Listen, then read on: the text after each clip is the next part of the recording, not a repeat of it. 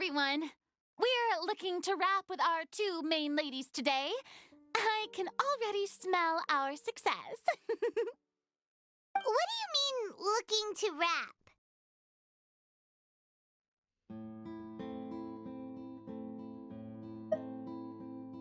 Oh, aren't you the expert now? This upcoming scene is the two musketeers' final confrontation with the Baron. There will be quite a bit of action, but no choreography beyond what we've already rehearsed. Anyway, get ready. Lights, camera, action! The view is beautiful tonight. It reminds me of that fateful night 10 years ago. And now that I've said it, I can even make out the faint fragrance of herbal tea in the air. Enough, villain! It's time that you pay for the death of our mother! My dear Iris, have you forgotten your manners? How can you speak like this to your own father? I'd sooner swallow all of my teeth than call you father. What did I expect? Seems the daughters have turned out to be just as obstinate as their foolish mother. In this world, Mora and status is everything! She thought she could blackmail me using her children and force me to grant her recognition and concessions? Ah, how naive can a woman be? Mother never asked a single thing of you. All she wished was for us to live a peaceful life, just like the others. It was you who personally brewed the poison of prejudice and sent Mother to her death. Compared to that deadly poison, the 2 bullets that will soon pierce through your heart will be like sweet mercy. And that's exactly why I said you're just as naive as her. Did you really think 2 muskets would be enough to defeat me? So let's see. What is stronger, Mora and power, or the 2 muskets in your hands?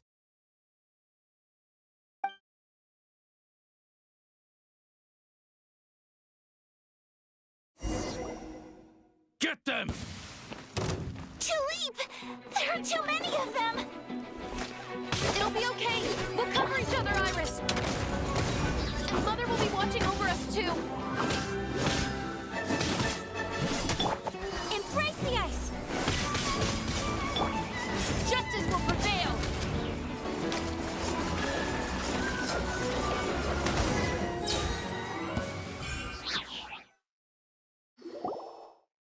You've lost. To think I'd lose to my own 2 kids. We are no children of yours, and we'll never call that place our home. Then tell me, what did you do all this for? You lost your mother, and will soon kill your father as well. What will you gain in the end, other than sentences for your crimes? We will gain our long-awaited justice.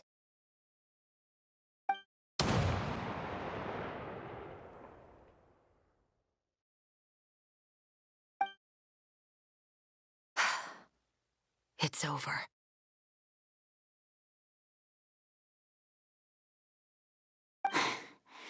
Finally, it's over.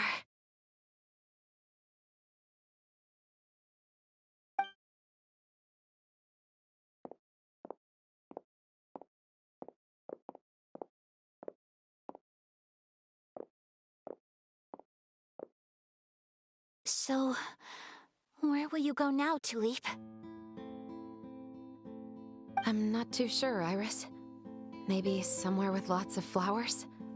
After all, Mother always did love going where the blossoms were. What about you?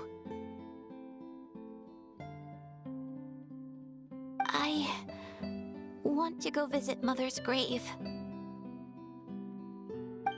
Yeah, that's not a bad idea.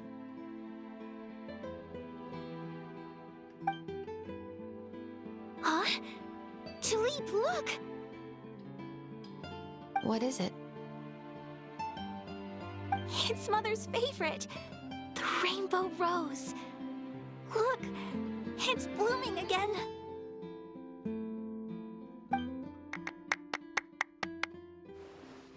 Excellent! That was beyond mesmerizing. Even I didn't expect the scene to go so well. And we got it in a single take. All right, everyone. We've got a wrap for Tulip and Iris. Congratulations, Ayaka and Chevres! Thank you. I didn't expect our parts to wrap so quickly. I wish I could savor the experience for just a bit longer. Paimon totally understands. Paimon's not ready to say goodbye to the clapperboard either. Filming has really been a lot of fun. You were great too, Chevres. The way you said, long-awaited justice. It gave Paimon chills. That is indeed my favorite line in the whole book. I still remember trying to act it out in my room the first few times I read it. Whoa, Paimon would have never guessed you're that type. Who doesn't like stories where the guilty are punished and justice prevails over evil? Don't forget, I'm the captain of the Special Security and Surveillance Patrol. Captain, I have something urgent to report. Please excuse me, everyone. I'll be back in just a moment. It's okay, don't worry about us.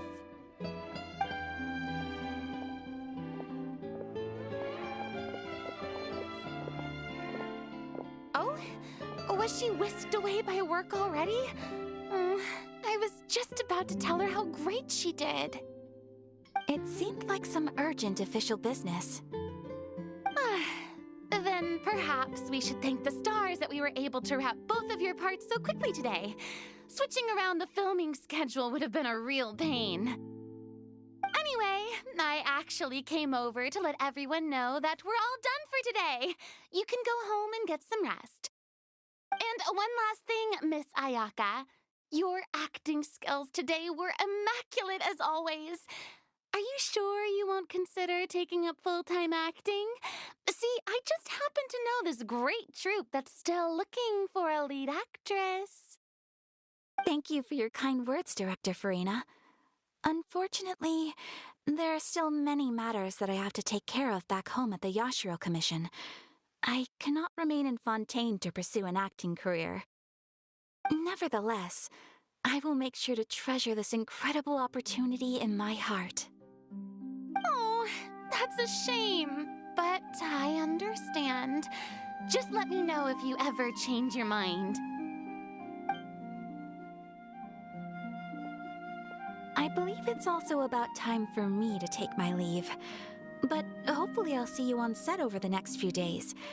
Even though my part's wrapped, I'd still like to swing by and help out the crew. See you tomorrow, Traveler and Paimon.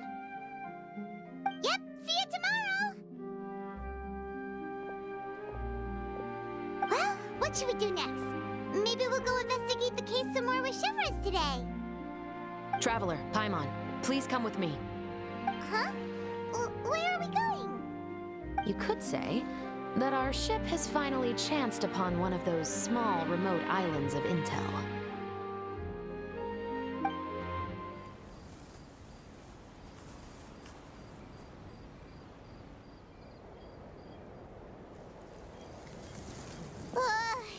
Paimon's exhausted. Paimon definitely didn't expect having to float this far after a full day of filming. So, Chevres, why did you take us here? Affirmative. It wasn't anything conclusive, but it should show us a clear way forward. Have you ever heard of someone by the name of Emily? Oh, you mean that famous perfumer? She's a good friend of mine.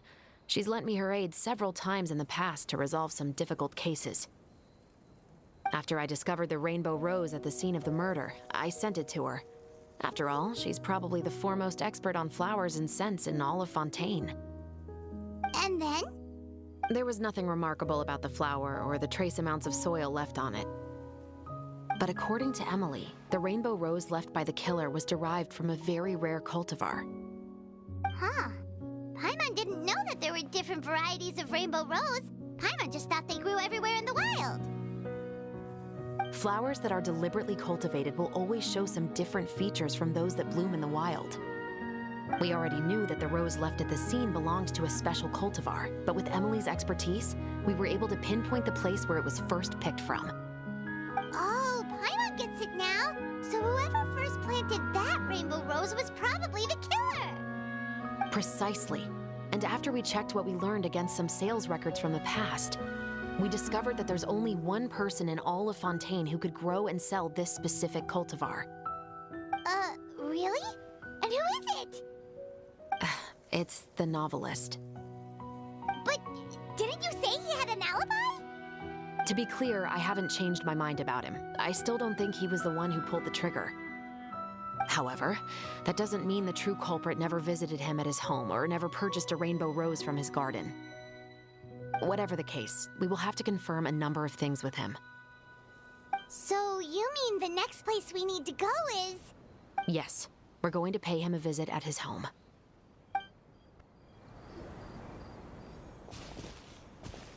That should be his house. There are so many Gardamex stationed around the place. That's pretty unusual, right? According to what he told me last time we spoke, he hired them so he won't be harassed or disturbed. Huh. So there are a lot of flowers in his garden, but Paimon doesn't think we'll be able to pick one without alerting the Gardamex.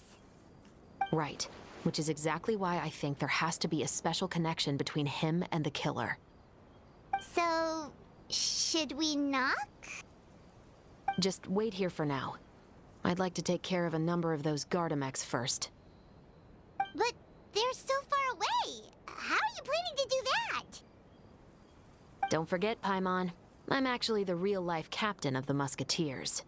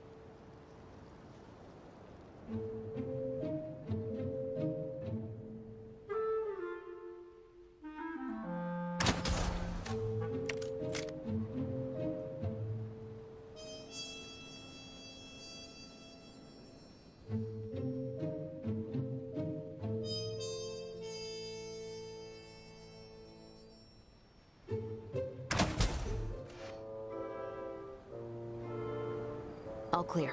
Let's go. Oh, wait!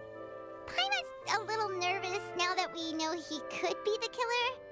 Can we go over our plan of action again? I'll go knock on the door and make sure it's safe inside. Once we're sure that we're in the clear, I'll ask him to come with us for a quick round of questioning at the guard's headquarters.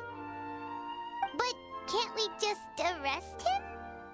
We still have no evidence that he's the killer, or that he lent the killer any direct aid.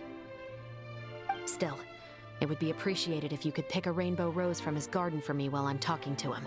It'll help the Marechaussee Phantom confirm Emily's theory. Sure, no problem. Just be careful, Chevres.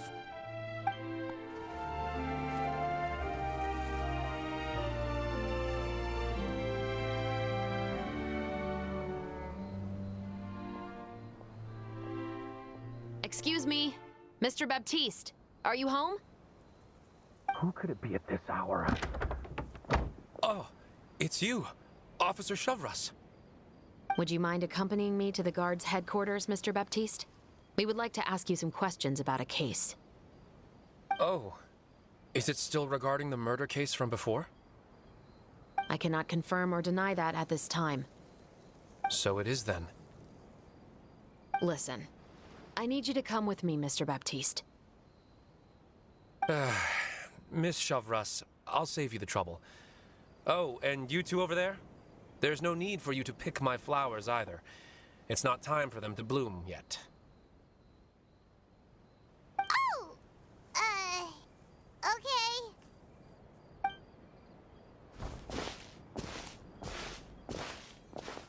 By saving me the trouble, you mean... I will confess. I was the killer. Huh? He just admitted he's guilty! Please relax, everyone. I'm not armed. The musket you're looking for has been buried in my backyard. Then it's my responsibility to inform you, Mr. Baptiste, that everything you say right now will be used as evidence for the inevitable trial. Yes, I am perfectly aware of that. I must say, I hate this feeling. Oh? Is it because I confessed? Or because you've been proven wrong? Both, I suppose.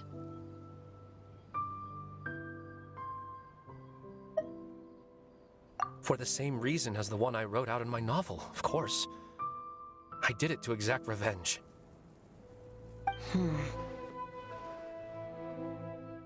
I know you haven't figured out the link between the two of us. Had you done so, I'd have been taken away to the headquarters a long time ago. But that won't stop me from always remembering his grotesque face. After all, he was the one who killed my mother. Your mother is still healthy and well. You know, I was adopted as a child. I was referring to my birth mother. That was never recorded in the orphanage's records. Please forgive a 6-year-old child for concocting some lies to protect himself after watching his mother die right in front of him. So, your novel, it was like a record of your life? No, of course not. It was a work of fiction with many embellished parts. But I am indeed the illegitimate son of a wealthy and influential man who abused his power to murder my mother. That part was 100% real. But the man you killed didn't have a Mora to his name. He was a hired assassin. An irredeemable beast who sank his fangs into a defenseless woman just for a few bags of Mora. But if that's really the truth, you wouldn't be telling us any of this now. You still haven't managed to take revenge against your father, the true mastermind behind it all.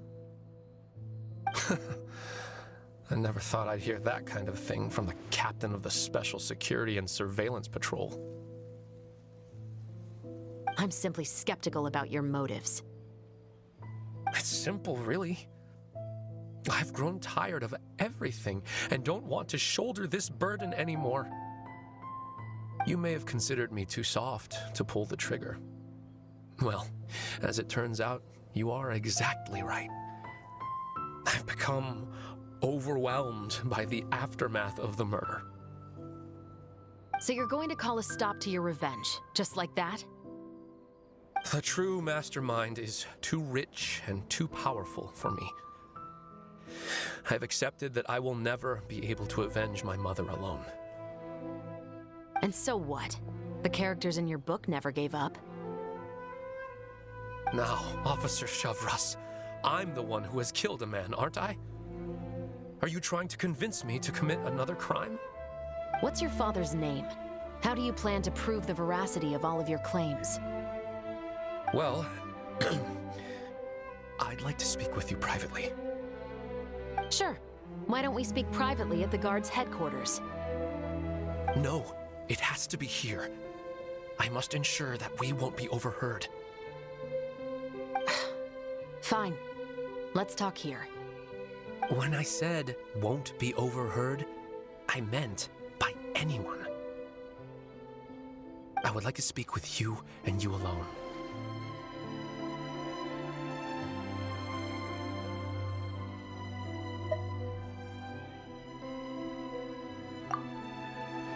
Thanks. I appreciate it. Please stay safe, Chevres.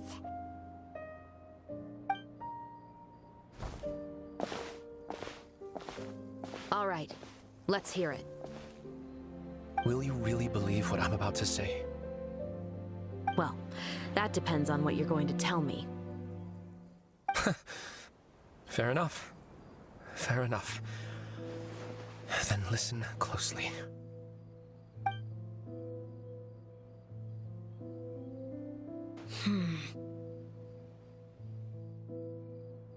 So that's how it's all connected. So, it seems you believe me after all. Do you want me to go public with this? No, of course not. At least, not right now. Then why did you bother telling me? You've read my work. What do you think? Even if you were to go public with all of this right now, he'd simply deny everything. It's been too long. Almost 20 years. Anything that could be used as evidence has long faded away. Even if there might have been a solitary island of truth once upon a time, it has long sunk beneath the waves by now. Justice will never find him. Not if you don't try. I know that as the captain of the Special Security and Surveillance Patrol, you will always stand on the side of justice. But do you really think a cushy life in prison really constitutes justice for him? I bet he could lead an extremely comfortable life in the fortress of Meripede. What are you trying to say? I've been observing you from a distance. Your portrayal of the Musketeer was exquisite. Pull the trigger of justice against him. Let the villain get what he deserves. You want me to let you go so you may complete your revenge? No, Officer Chevres. I know that would be impossible. No. What I'd like is for you to perform the deed on my behalf.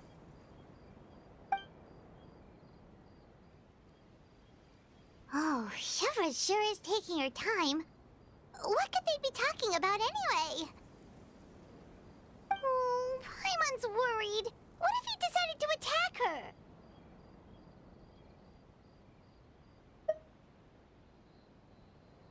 Oh, you do have a point. Still, do you have any idea who the rich person might be? And why the novelist doesn't want us to hear what he's saying to Chevres? Sorry to keep you waiting, you two. Hey, how did your talk go?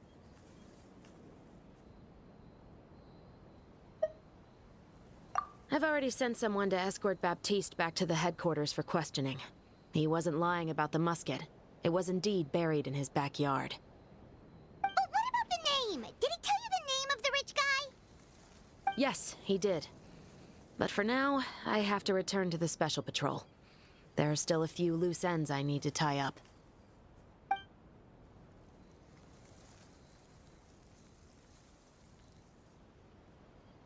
I'll probably be quite busy over the next few days, so apologies if you don't see me on set. All right, Paimon understands if you can't tell us everything you know. We'll just keep an eye on the Steambird then.